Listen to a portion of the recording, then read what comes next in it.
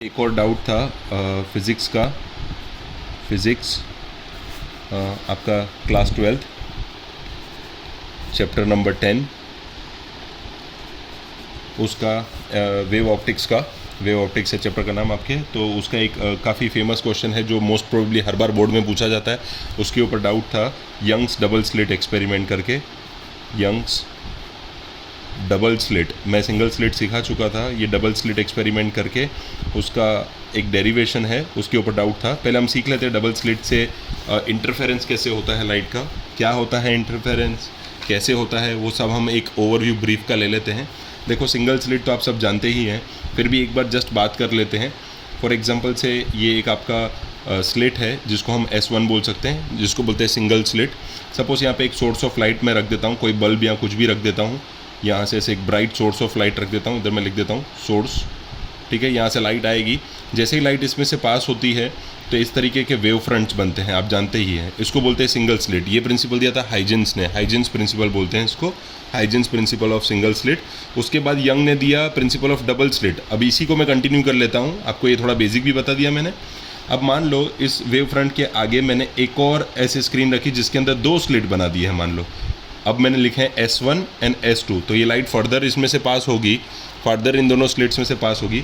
तो उनका देखो ऐसा, बच्चों ड्राइंग भी नहीं आता है तो भी सीख लो, ये पर्सनली ऐसे दो हेमिस्फीयर बनते हैं। फिर देखो जब पहली वाली का दूसरा हेमिस्फीयर बनता है तो दूसरी वाली को इंटरसेक्ट करता है। सिमिलरली दूसरी वाली का दूसरा बनता है तो वो पहली वाली को इंटरसेक्ट करता है। इस तरीके से इंटरफेरेंस इनके बनते जाते हैं। फिर मान लो इनको कलेक्ट करने के लिए मैंने सामने एक स्क्रीन रख दी है, तो उस स्क्रीन के ऊपर आप ये चीज़ मार्क करेंगे कि हमने वहाँ स्क्रीन इसलिए रखी है कि हम रिकॉर्ड करें कि इनके जो पैटर्न्स हैं वो कैसे बनते हैं।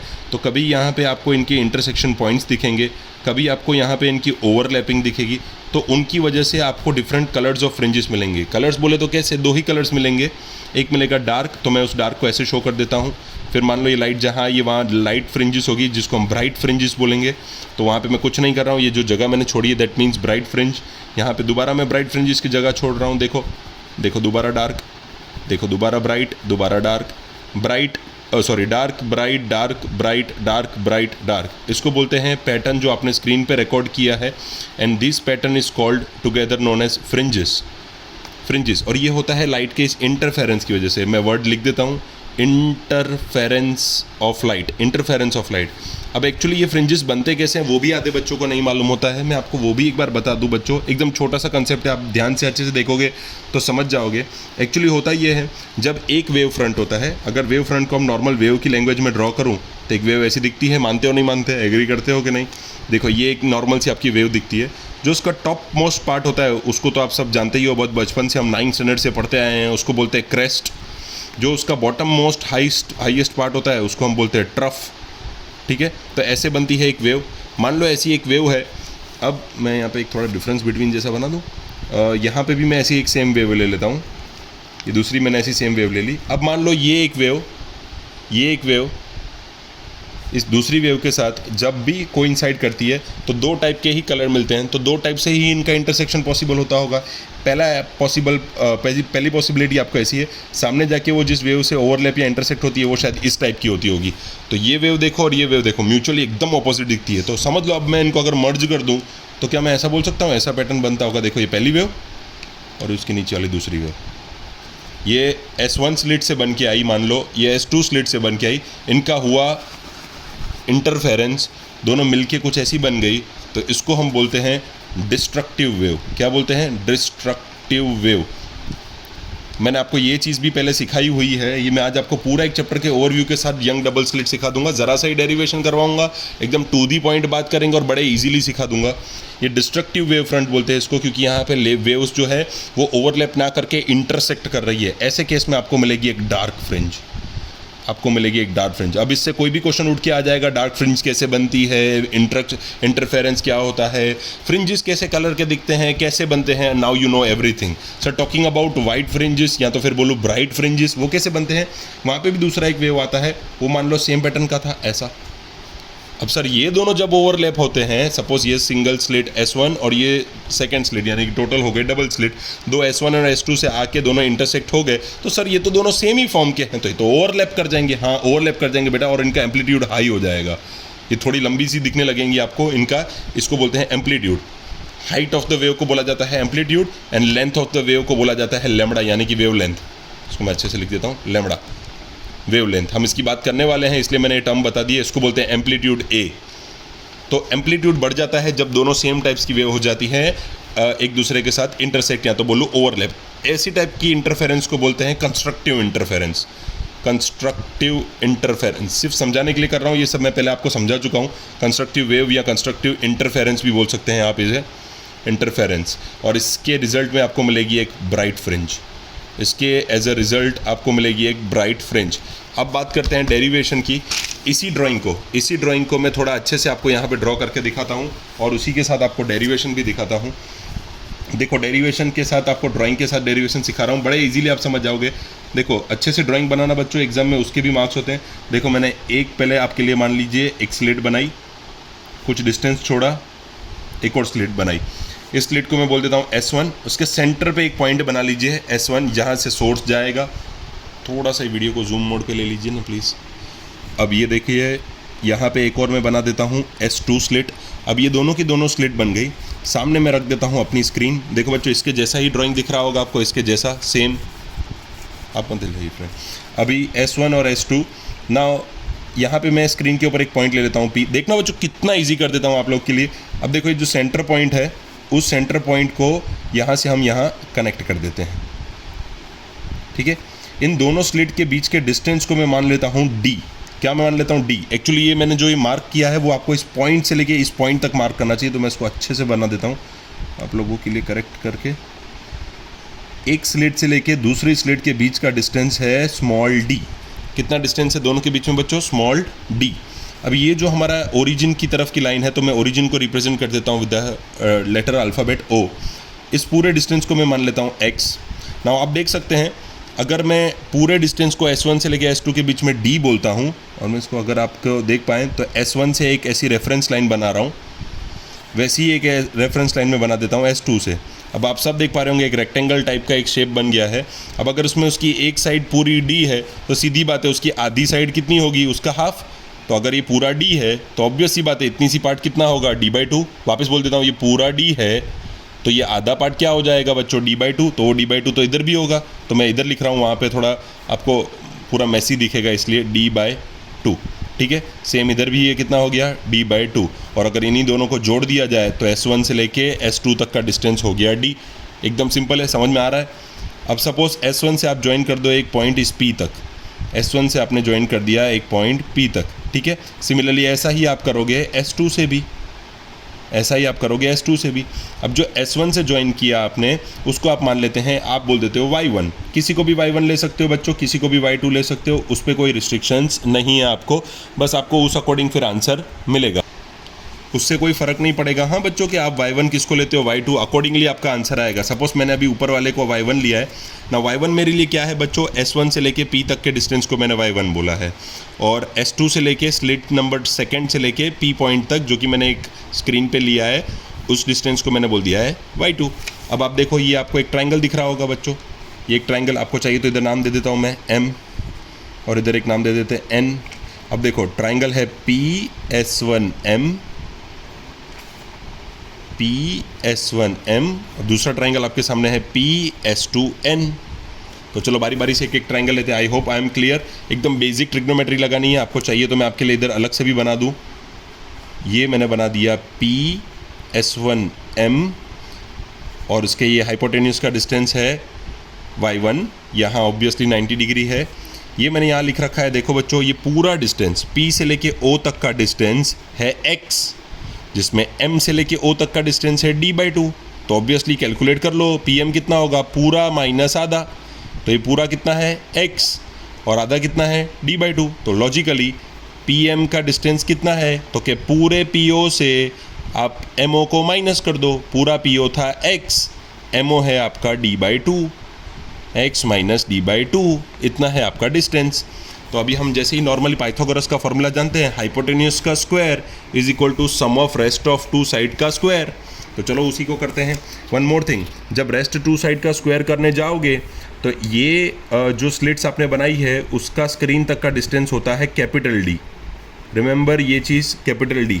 ये जो दो डिस्टेंस है स्लिट के बीच में, that is small d। Slits का स्क्रीन से जो डिस्टेंस है दैट इज कैपिटल डी। मैं यहाँ पे लिख देता हूँ, यहाँ हमने बनाई है स्लिट्स और ये है मेरी स्क्रीन। अब चलते हैं डेरिवेशन की तरफ। एकदम इजी है बच्चों, ये कैपिटल डी था, ये हमें मिल गया है x minus D by two. अब आप जानते हैं ये पाइथागोरस कैसे करना है, तो आप लिख सकते हैं इन ट्राइंगल PS1M हाइपोटेन्यूस का square is equal to base square plus perpendicular का स्क्वायर। तो हाइपोटेन्यूस मेरा है PS1 का square is equal to S1M का स्क्वायर प्लस PM का स्क्वायर। सारी वैल्यूज पुट कर देता हूँ। y1 का स्क्वायर इज इक्वल टू, अब बाकी दोनों को किसी को भी किसी भी ऑर्डर में लिख सकते हो, d का square plus x minus D by two का square. I hope I am very clear with this. ठीक है, अब इसके बाद आगे बढ़ते हैं फॉर अनदर ट्राइंगल। मैं यहाँ पे लिख देता हूँ बाजू में। अब अनदर ट्राइंगल में बच्चों इतने कंजस्टेड एरिया में इसलिए लिख रहा हूँ ताकि मेरे को दोनों के दोनों आपको विथ फिगर यहीं इसी पेज पे ख़त्म करके देने हैं। ऐसे मैं अलग अलग पेज घुमा सकता हूँ लेकिन फिर आपको समझने में दिक्कत हो जाएगी। तो सिमिलरली मैं दूसरा ट्राइंगल पहले यहाँ ले लेता हूँ, फिर मैं जो डेरिवेशंस हैं for bright fringe and dark fringe थोड़े छोटे हैंड राइटिंग में इधर ही कर दूंगा, पर डोंट वरी मैं जूम कर दूंगा, आपको दिक्कत नहीं आएगी। Now taking another triangle, second triangle था आपका अगेन, या तो नाउ जो भी आप अच्छा समझे वो लिख सकते हैं। दूसरा ट्राइंगल आपका रहेगा P से लेके S2 से लेके N, तो P S2 N। अब ये P S2 N के अंदर भी सेम कंसेप्ट करो। बोलो तो दोबारा डायग्राम बनाऊँ, नहीं तो अंडरस्टैंडेबल तो था ही, पर फिर भी बना देता हूँ। P S2 और अब है N, यहाँ पे हाइपोटेन्यूस का नाम है y2। अगेन डिस्टेंस तो ये d ही है, बट नाउ अगेन चलो आओ इस ड्राइंग के अंदर फिर से देखते हैं। हमें चाहिए ये पूरा P से लेके N, जिसमें ये चाहिए हमें P से लेके N तक का, जिसमें आप जानते हैं P से लेके O तक का डिस्टेंस था x और O से लेके N तक का डिस्टेंस है d बाई टू। अब मुझे पूरा चाहिए तो x plus D by to, उस केस में था x minus D by to. तो अब आपका आ गया Pn कैसे मिलेगा आपको, PO प्लस ON। तो PO था x प्लस वो था d बाई टू, तो आपको Pn मिल चुका है x plus D by two. अब लगाते हैं इसमें पाइथागोरस थ्योरम। अगेन हाइपोटेन्यूस का square is equal to base का स्क्वायर प्लस परपेंडिकुलर का स्क्वायर। तो हाइपोटेन्यूस आपका है y2, तो y2 का square is equal to base है आपका कैपिटल D का स्क्वायर प्लस यहाँ पे आपके पास है x plus D by two का स्क्वायर। ये हो गया आपका, मान लीजिए इक्वेशन नंबर 2। मैं इनको बॉक्स बना देता हूँ, थोड़ा समझने में ईजी हो जाएंगे। और यहाँ पे भी एक बॉक्स बना देता हूँ। ये मान लीजिए मेरा हो गया है इक्वेशन नंबर 1। मैं लिख देता हूँ इक्वेशन नंबर 1। अब आपको क्या करना है, सब्ट्रैक्ट करना है इक्वेशन 1 को फ्रॉम इक्वेशन 2। तो हम करेंगे सब्ट्रैक्टिंग, मैं यहाँ लिख रहा हूँ subtracting equation 1 sorry from 2 1 from, ये इंग्लिश ग्रामर की वजह से हमें फ्रॉम 2 लिखना पड़ता है तो 2 पीछे आता है। तो हम यहाँ पे कर देते हैं y2 का स्क्वायर माइनस y1 का स्क्वायर, दोनों के लेफ्ट हैंड साइड को माइनस किया। इनको भी एक ऑर्डर में लिख देता हूँ, x plus D by two का square plus D square minus पूरी उसकी वैल्यू डाल दे रहा हूँ x minus D by two का स्क्वायर। आपकी टेक्स्ट बुक से मैच करने के लिए मैंने प्लस डी स्क्वायर को पीछे रखा है दोनों टर्म्स में, आप आगे भी रख सकते हैं, दैट डजंट मैटर्स। अब देखो ये सब तो आप जानते ही हो, a प्लस बी का whole square is equal to a square plus 2ab plus b square. तो मैं यहाँ पे उसको एक्सपांड करने जा रहा हूँ, ये नहीं लिख रहा हूँ आगे इसके, ऑब्वियसली ये है ही, लास्ट स्टेप में वापस लिख दूंगा मैं a plus B the whole square. तो चलो a square plus 2ab plus b square and then you have capital D square.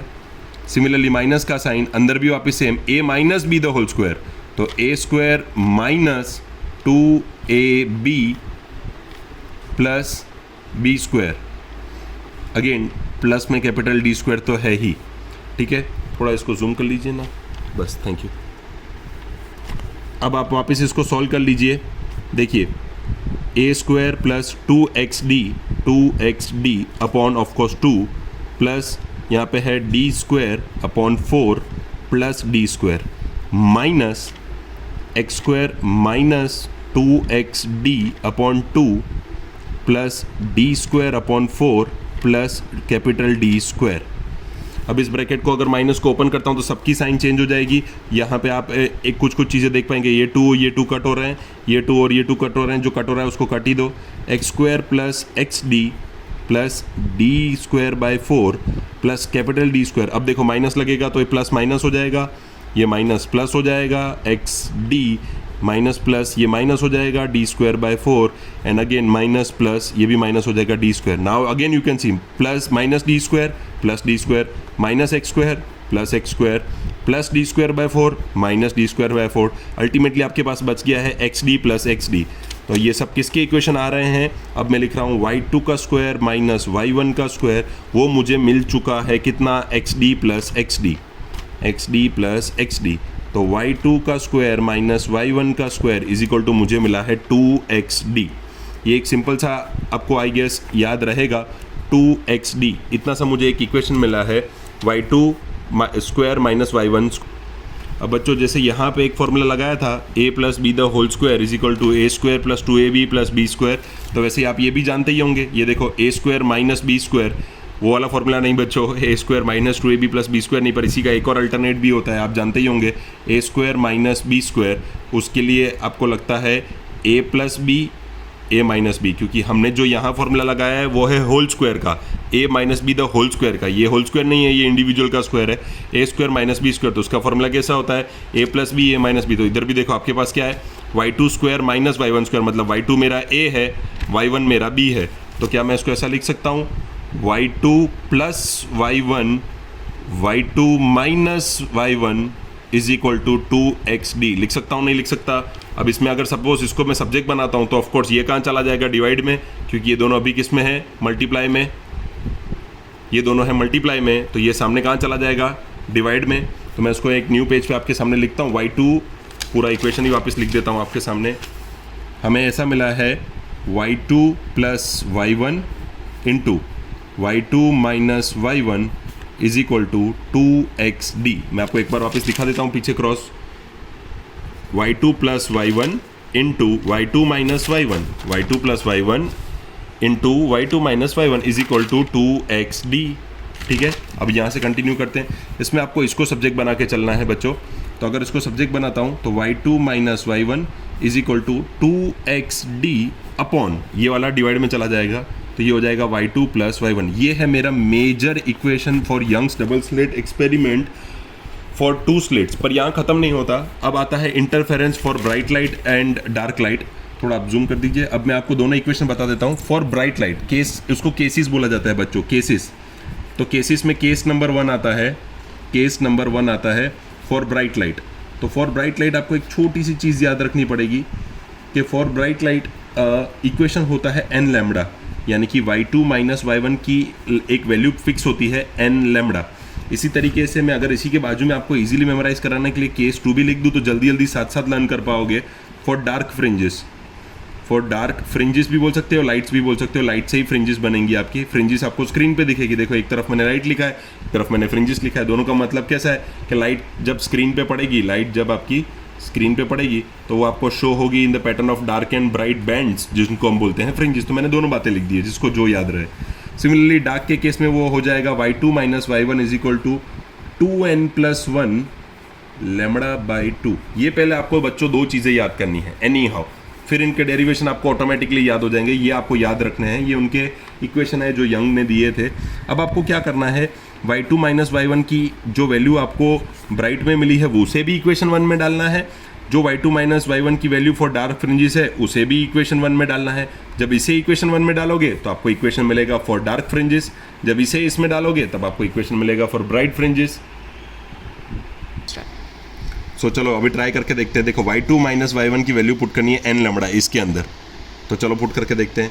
y2 minus y1 is equal to 2xd upon y2 plus y1। अब y2 minus y1 की जगह पे मैं डालने वाला हूँ यहाँ पे n लैम्बडा, तो n lambda is equal to 2xd upon y2 plus y1। अब बच्चों ट्विस्ट देखो, ये जब केसेस हम लेते हैं तो हम एक और नया ड्राइंग बनाते हैं। सर ड्राइंग तो हम इधर बना चुके थे, ये रहा सर ड्राइंग तो बना चुके थे। नहीं बच्चों, अब हम है ना ऐसी एक बात लेंगे कि फॉर एग्जांपल मान लेते हैं कि ये स्लिट्स मैंने बहुत पास बना दी है ओरिजिन के। सर कैसा?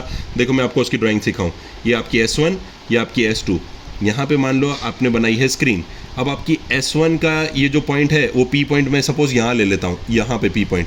तो इसका S1 का जो लाइट सोर्स जाएगा, सोर्स से लाइट जो स्क्रीन पे पड़ेगी वो यहाँ से पड़ेगी, और इसकी जो पड़ेगी वो यहाँ से पड़ेगी। हालांकि दोनों के बीच का डिस्टेंस D है अभी भी, पर अब कैसा हो गया बच्चों, अगर इन लाइट को मैं सीधा कर दूँ तो ये ऑलमोस्ट D के बराबर हो जाएंगे। ये वाली लेंथ भी इस D के बराबर हो जाएगी, और ये S1 से लेके P तक जो गई वो भी D के बराबर हो जाए। पर सर ये तो हमारी Y1 और Y2 थी। एग्जैक्टली। तो अब इस केस को हम बोलते हैं कि when we take the point very near to the origin. देखो ये P पॉइंट मेरा ओरिजिन से कितना दूर था, अब इस पॉइंट को मैं खिसका के इसके पास यहाँ ला दिया है। ये रहा, देखो कितना नज़दीक ला दिया मैंने उसको। तब भी ड्राइंग तो सेम बनेगी, लेकिन तब हम अप्रॉक्सीमेटली ये मान सकते हैं कि Y1 और Y2 D जितना ही है। यहाँ तो हमें दिख रहा है सर Y2 जे लंबा बनाया है आपने सर, और D तो इतना सही है। पर यहाँ देखो ऑलमोस्ट ये मेरी डार्क की हुई तीनों लाइन आपको बराबर दिखेंगी। तो इस केस को बोला जाता है कि आपने इस P पॉइंट को ओरिजिन के बड़ा करीब ला दिया है, बड़ा नज़दीक ला दिया है। तो उस टाइम पे हम ऐसा मान के चलते हैं कि Y2 हो या Y1 हो, ये सब बराबर हैं किसके? D के। देख लो Y2 हो Y1 हो, ये सब बराबर हैं D के। तो अब अगर मैं यहाँ पे इन दोनों को D मान के चलूँ तो क्या मैं ऐसा लिख सकता हूँ, n lambda is equal to, ये हो गया मेरा 2xd, नीचे Y2 को भी मैं बोल दूँ D, Y1 को भी बोल दूँ D, तो D प्लस D। तो n lambda is equal to 2xd, D plus D हो गया 2D। अब ये 2 उड़ गए, तो अब ये हो गया n lambda is equal to xd by d। अब अगर खाली वेवलेंथ ढूंढना हो तो मैं लैम्बडा n को भी नीचे जाने देता हूँ, तो ये हो गया xd अपॉन nd। तो ये होता है मेरा final equation for bright lights. कितना इजी हो गया। सेम चीज़ यहाँ पे करनी है। देखो अब मैं y1 माइनस y2 की ये वैल्यू उठा के दोबारा इसमें रखने वाला हूँ। ठीक है, तो चलो पहले इसको लिख लेता हूँ, ये थोड़ा लेंदी लग सकता है। y2 minus y1 is equal to 2xd upon y2 plus y1।